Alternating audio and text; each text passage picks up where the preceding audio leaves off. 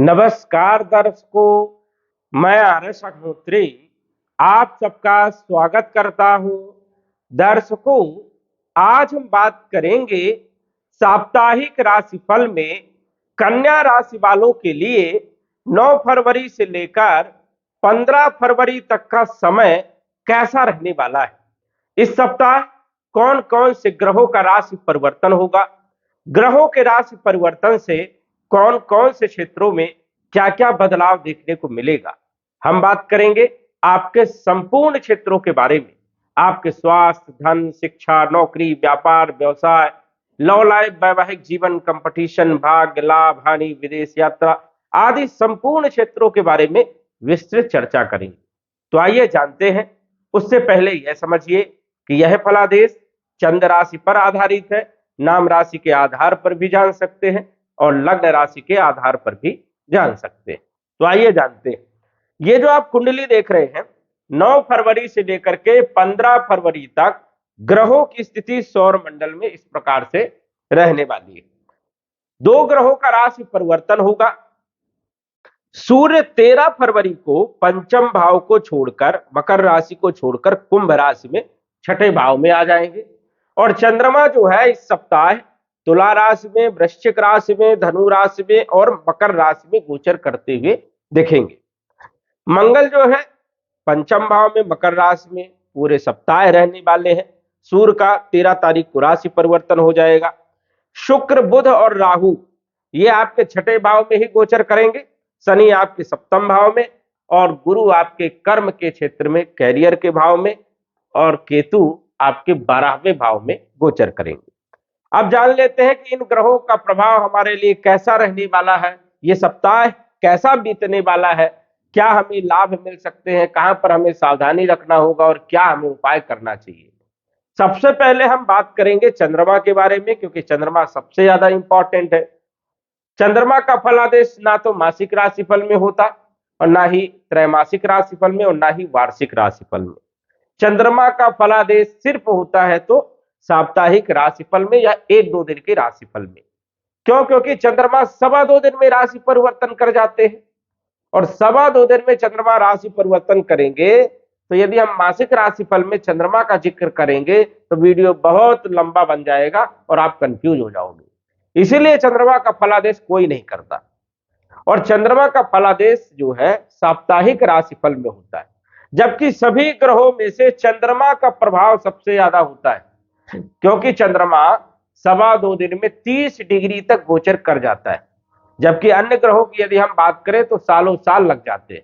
शनि को 30 डिग्री तक गोचर करने के लिए 2.5 वर्ष का समय लगता है, वही राहु केतु 18 महीने, गुरु जो है 12 महीने। इतना लंबा समय लगता है। अन्य ग्रहों को भी महीनों लगते हैं, लेकिन चंद्रमा वही काम जो है 2.25 दिन में कर देता है। आपने अनुभव किया होगा कि महीने में कुछ ऐसे दिन होते हैं जो बहुत ज्यादा बुरे बीतते हैं।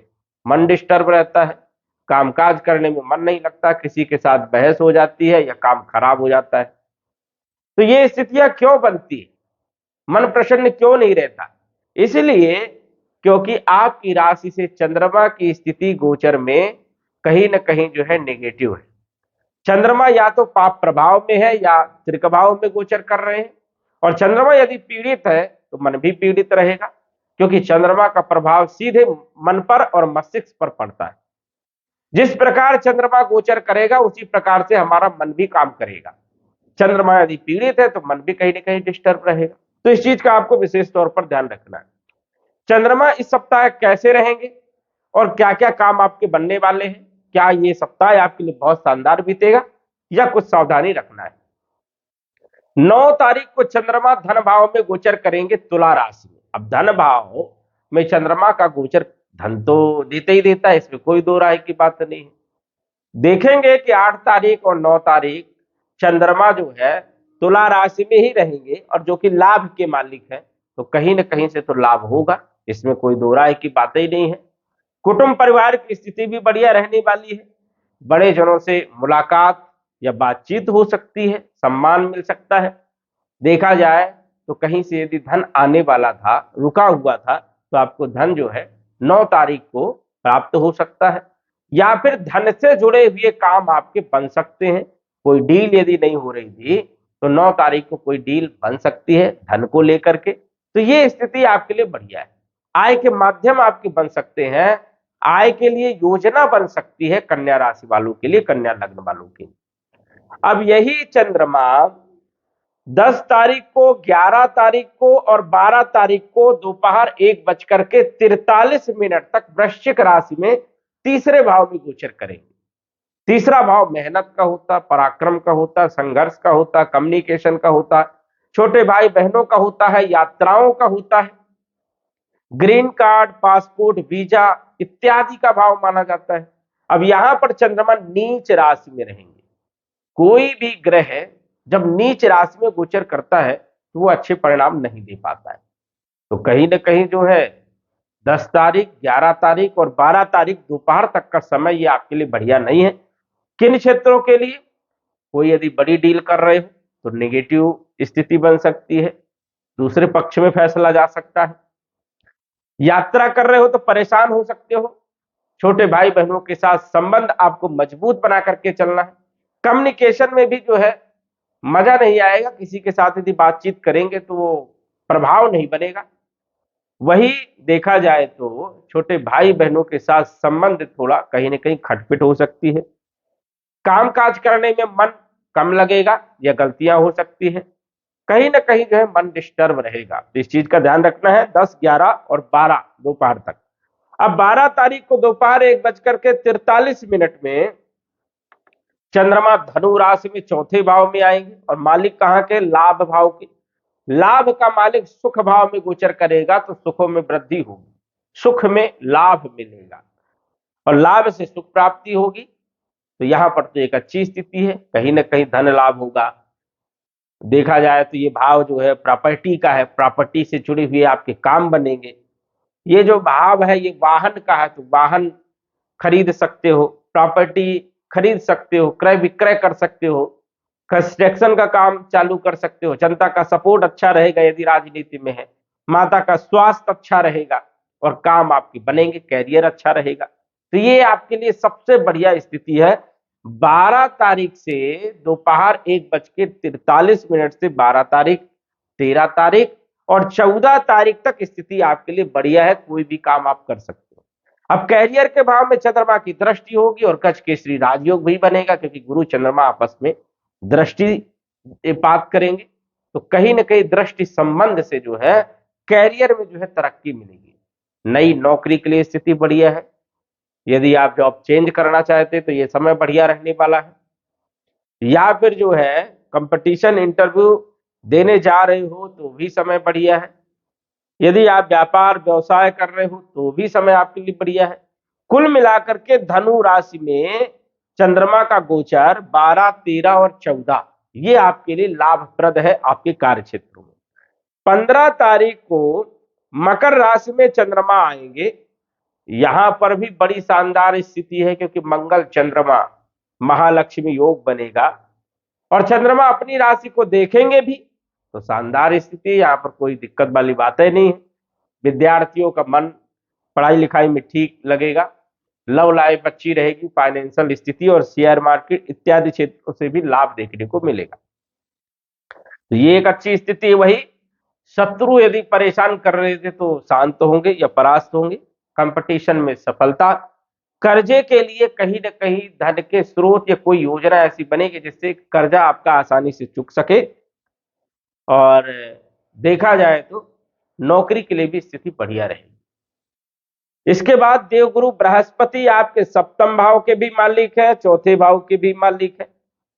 तो व्यापार अच्छा रहेगा, क्योंकि गुरु तो देख रहे हैं अपनी राशि को।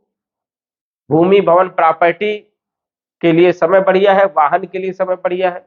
वैवाहिक जीवन आपका बढ़िया रहने वाला है। पार्टनरशिप, दैनिक आय में वृद्धि और यात्राओं में भी आपको लाभ मिलेगा। तो व्यापार और नौकरी दोनों की स्थिति बढ़िया है। शनि यहां पर अच्छे परिणाम देते हैं। इसके बाद देखा जाए तो मंगल जो है आपके अष्टम भाव के मालिक हैं और तीसरे भाव की भी मालिक है, गोचर कर रहे हैं पंचम भाव में, और वो भी उच्च राशि में गोचर कर रहे हैं। ये एक अच्छी स्थिति है कि बल पराक्रम में वृद्धि भी होगी, कम्युनिकेशन स्किल आपका बढ़िया रहेगा काफी हद तक। थोड़ा चंद्रमा को ध्यान रखना क्योंकि चंद्रमा यहाँ पर अच्छे नहीं रहेंगे, तो ये ध्यान रखना है। 10 तारीख, 11 तारीख और 12 तारीख को स्थिति बेहतर नहीं है, उसके बाद कम्युनिकेशन स्किल भी बढ़िया है। अकस्मात लाभ होना, शेयर मार्केट से जुड़े हुए कार्यों में भी आपको लाभ मिलेगा। कुल मिलाकर के मंगल की पोजीशन आपके लिए बढ़िया है। मंगल के बाद यदि हम चर्चा करें तो राहु, जो कि छठे भाव में गोचर कर रहे हैं। राहु छठे भाव में अच्छे परिणाम देते हैं, इसमें कोई दो राय वाली बात नहीं है। और केतु 12वें भाव में मोक्ष कारक है, तो ये भी जो है अच्छे कार्यों में धन खर्च करवाते हैं, मोक्ष के लिए रास्ता दिखाते हैं, सही रास्ते पर चलाने का प्रयास करते हैं। सूर्य जो है 12वें भाव के मालिक होकर के पंचम भाव में बैठे हैं, विदेश से जुड़ी हुई लाभ मिल सकता है। विदेश से जुड़ी हुई काम कर रहे हैं उसमें सफलता मिलेगी। विद्यार्थी यदि विदेश जाना चाहते हैं शिक्षा के लिए तो समय बढ़िया है, नौकरी के लिए भी जा सकते हैं। इसके बाद 13 तारीख को सूर्य जो है आ जाएंगे छठे भाव में। यहां पर देखा जाए तो अपनी राशि को देखेंगे लेकिन ग्रहण लग जाएगा, तो यहां पर 13, 14 और 15 थोड़ा सा ध्यान रखना है। एक्सपोर्ट इंपोर्ट पर लाभ तो होगा, लेकिन यह भी ध्यान रखना है कि कहीं लीगल नोटिस ना आ जाए, एक्सपोर्ट इंपोर्ट में कोई परेशानी ना आ जाए। 13, 14 और 15, तो ये ध्यान रखना है विशेष तौर पर, और कोई विशेष दिक्कत वाली बात नहीं। बुध आपके लगन के भी मालिक है और कैरियर के भी मालिक है। ये आपके लिए सबसे इंपॉर्टेंट भी है क्योंकि कर्म के मालिक है, कैरियर के मालिक है, इसलिए महत्वपूर्ण है। तो यहां पर यदि हम बात करें तो बुध गोचर कर रहे हैं आपके छठे भाव। अब छठे भाव में बुध उतने अच्छे परिणाम देते नहीं है, और ये आपके हेल्थ के भी मालिक है और कैरियर के भी मालिक है। तो स्वास्थ्य का आपको ध्यान रखना पड़ेगा क्योंकि रोग भाव में बुध जो है गोचर कर रहे हैं। पन्ना रत्न धारण करके आपको चलना है, और ये हमेशा पहन के रखिए। यदि कन्या राशि वाले पन्ना रत्न धारण करते हैं तो कैरियर भी अच्छा रहेगा और हेल्थ भी बढ़िया रहेगी, और भी काम आपके बनेंगे।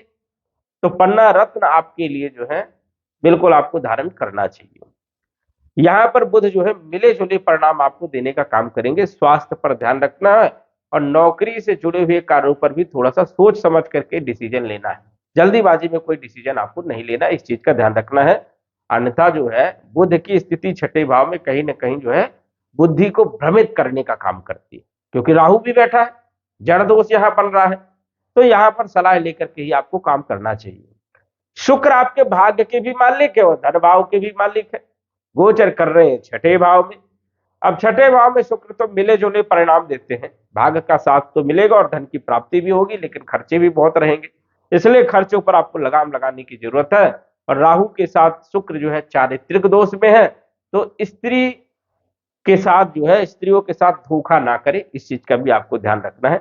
अन्यथा नोटिस आ सकती है या आपके ऊपर आरोप लग सकता है, ये भी आपको ध्यान रखना है। सतर्कता बना करके आपको चलना है। कुल मिलाकर के यदि हम बात करें तो कन्या राशि वालों के लिए यह जो सप्ताह है ये शानदार तो रहेगा, लेकिन उपाय भी करना है। पन्ना रत्न धारण करके चले।